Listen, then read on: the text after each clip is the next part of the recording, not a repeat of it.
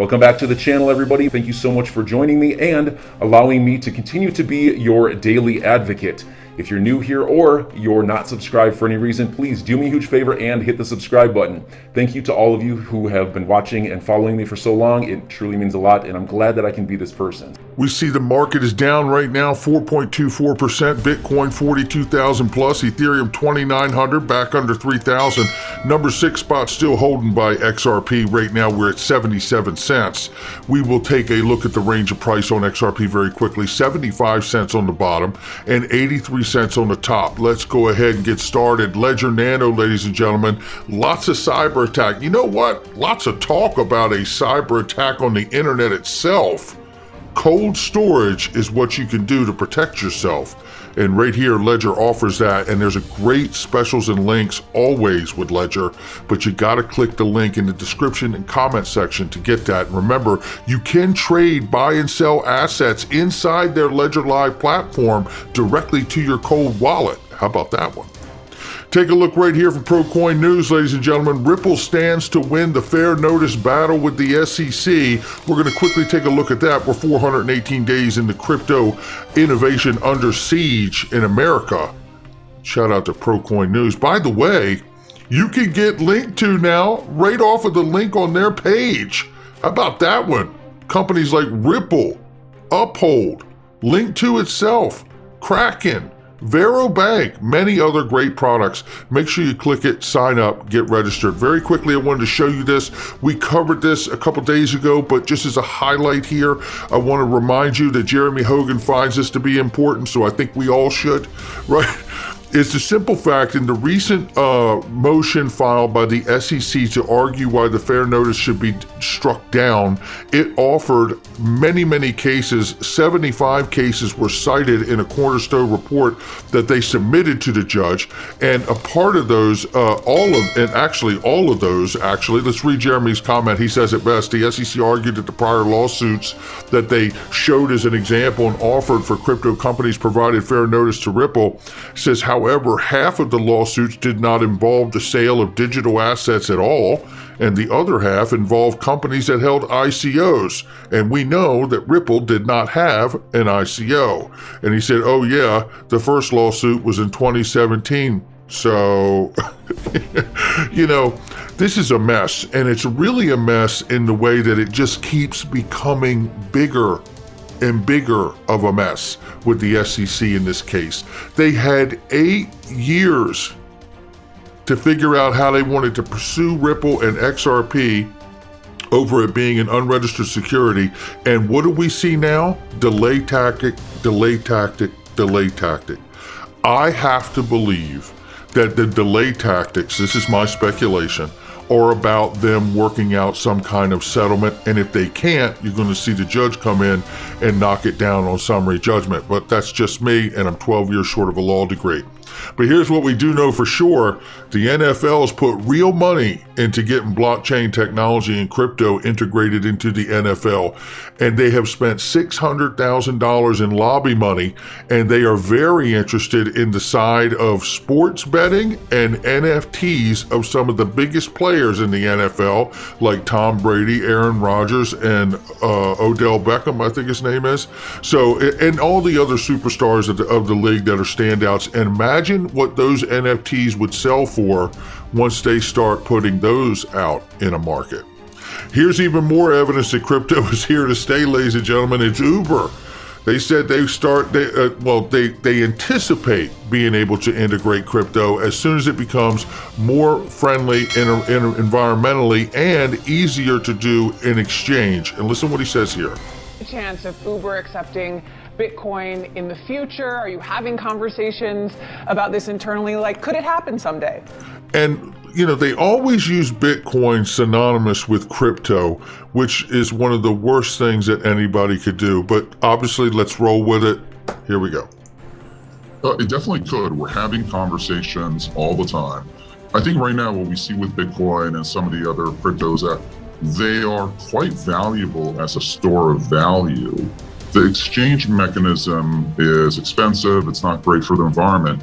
As the exchange mechanism becomes less expensive, becomes more environmentally friendly, I think you will see us lean into crypto a little bit more. So we're absolutely watching it. And if you say, is Uber going to accept crypto in the future? Absolutely. Any chance of Uber? And for Kashwashari, if I hope I said his name correctly here, all I can say is if you find XRP and how inexpensive it is and how you can do transactions 3 to 5 seconds for a fraction of a penny, I think Uber will be on that whole accepting crypto bit much, much sooner.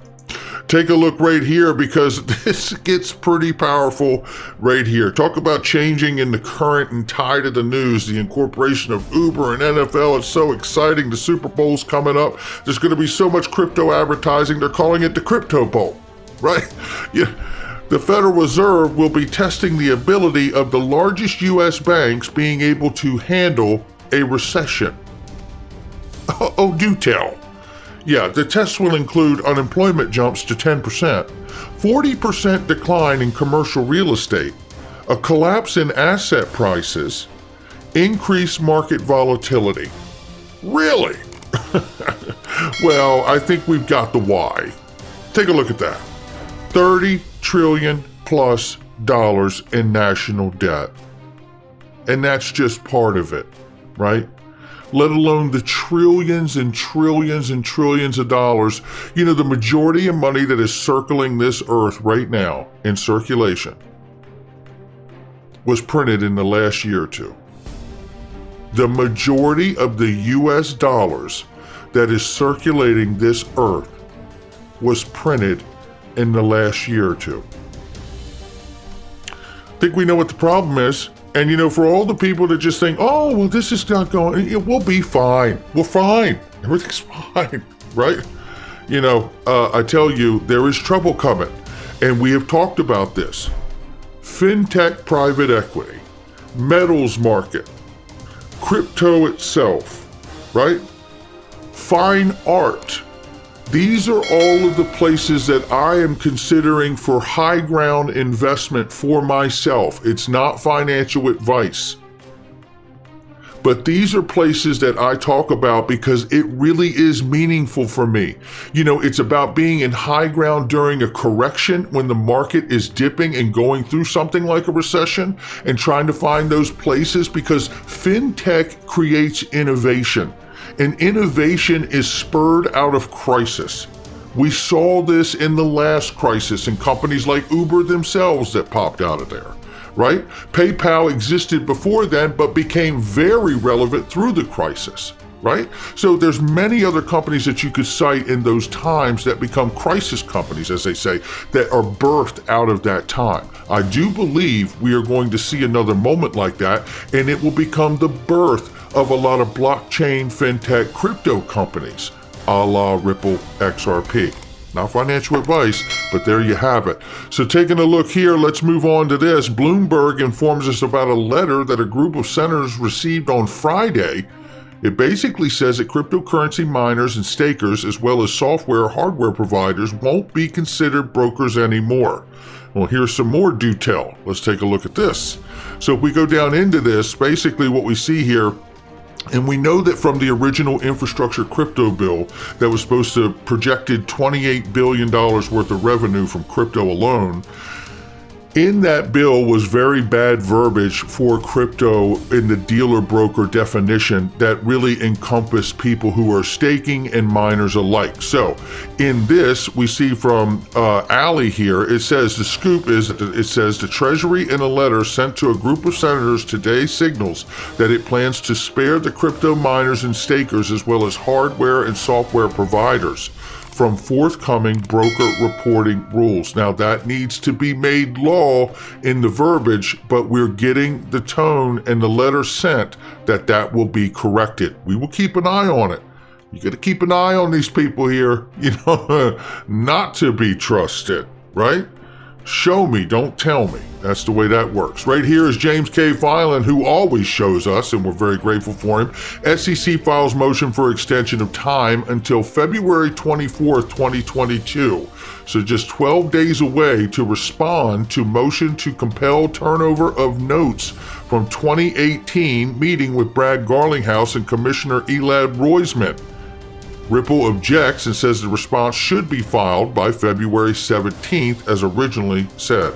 So in this, we know that Elad Roisman had told, according to Brad Garlinghouse's deposition and testimony, he had said that Elad Roisman told him, "I'm sorry you had to come in here."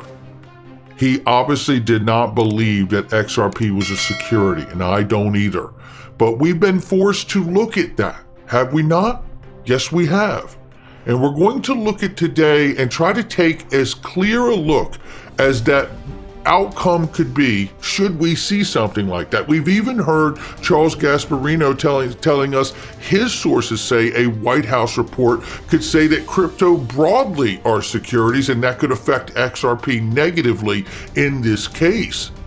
Or could the case be how we get a clarification that allows XRP to escape a broad designation for crypto? We don't yet know, but I tell you what, it's on us as investors and prospectors and speculators to take a look at it. But before we do, take a look at this.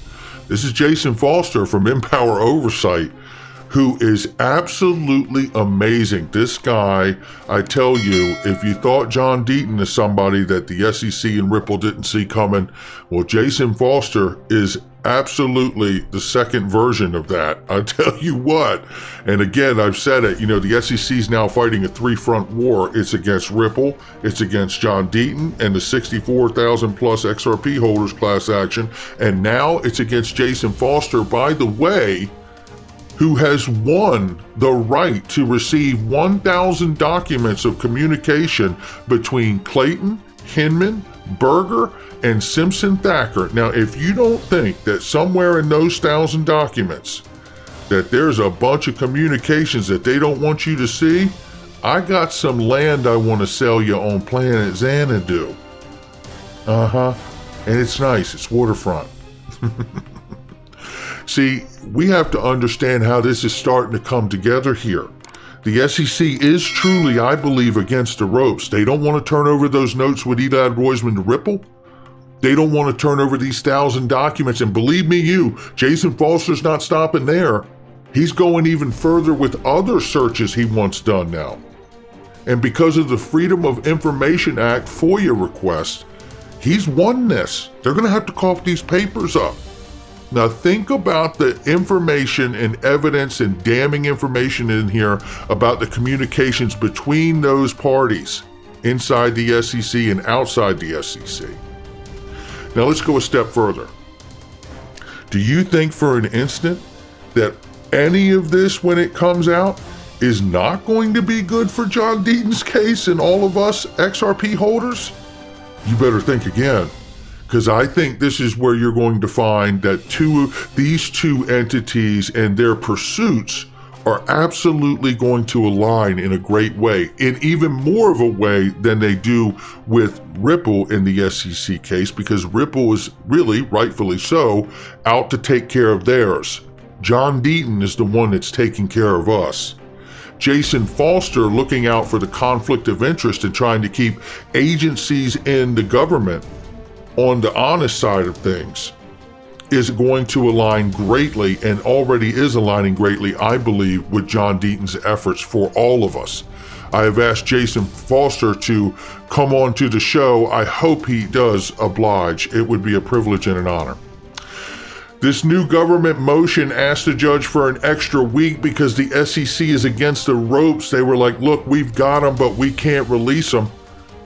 Empower Oversight says we would have agreed for an extension if the SEC provided the documents they said they finally found, because it has taken, as John Deaton tells us down below, 2 administrative appeals and a federal lawsuit to get the agency to even admit that it has the documents we are seeking.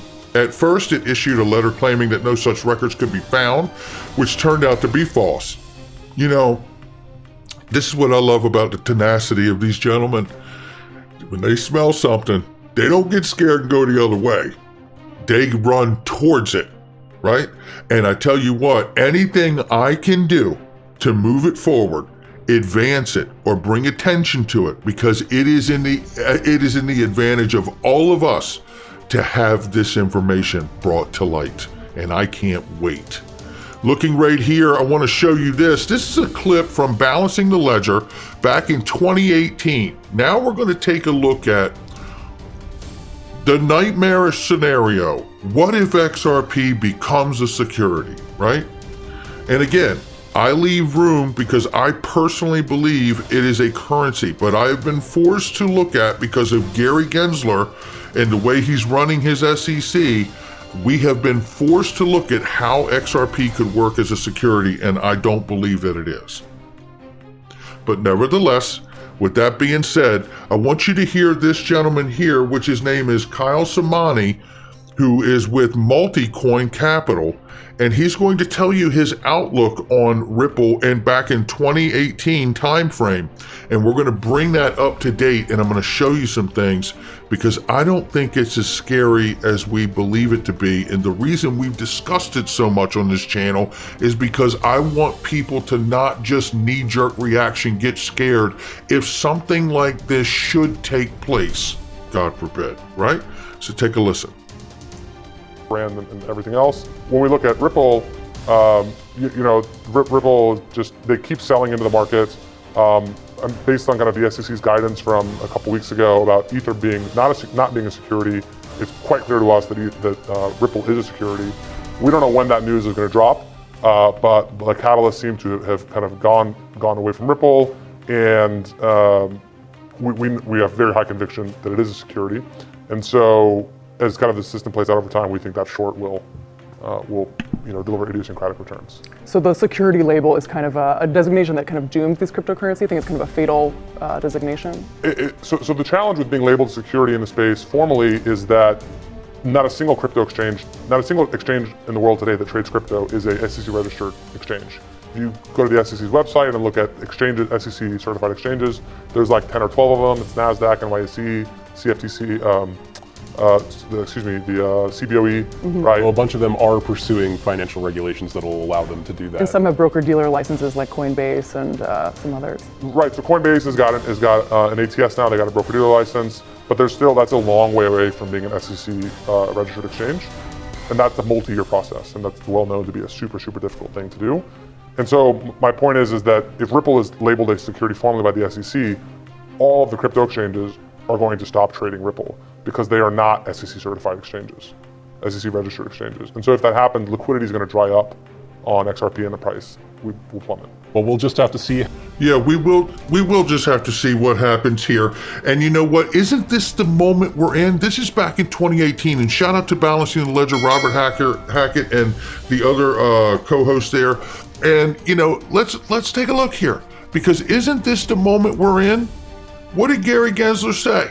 Gary Gensler wants crypto exchange regulation in 2022. That was January 20th this year. So the truth is Gary Gensler wants those crypto exchanges registered with the SEC. This is exactly what this gentleman talked about, but he was specifically citing Ripple and XRP. Now, the fatal mistake I believe he's made here is saying that if Ripple goes off all the exchanges, the liquidity will dry up. Well, Ripple's not allowed to sell to U.S. residents, and we can only get it on Uphold. Ripple hasn't been selling programmatic sales to exchanges since the fourth quarter of 2019, and reiterated they didn't sell any in the last quarter of 2021 either. But they bought $321 million worth of XRP back off the market. The the XRP that they have been providing from Ripple on their escrow releases has been to on-demand liquidity corridors. What I believe that Kyle Samani doesn't have right here in 2018, and obviously courtesy to him because it was 2018, is the fact that Ripple's price is actually coming from on-demand liquidity more than it is the secondary retail market. Because that's the ultimate goal. We are not intended to provide the liquidity for the largest banks of the world. They are. That's the goal. The goal is to bring utility and liquidity from the same place in order to provide value over time. That means the liquidity provided by the people who are going to bring the utility to the network. We don't bring utility to the network. Most of us are buying it because we're hoping the price goes up, because we believe in the ultimate end goal of XRP and its full-scale intended use of the XRP ledger.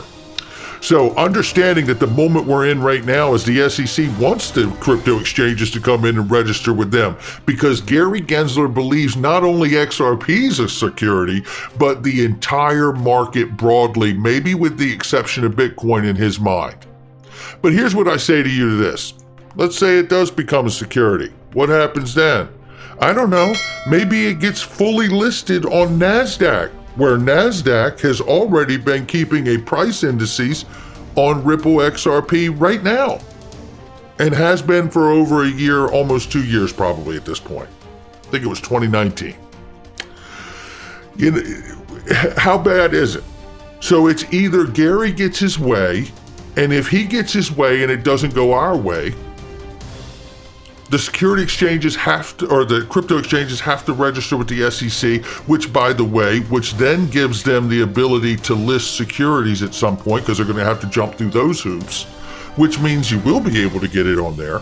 Or we get the currency designation and it's back on the exchanges anyway. Or it ends up on NASDAQ. And who has a problem with that? So enjoy your day, everybody. I'm always here for you. Leave any comments or questions below, and be sure to subscribe. But thanks, everybody. I really appreciate you. Enjoy your day, and I always have your back. So thanks so much, everybody.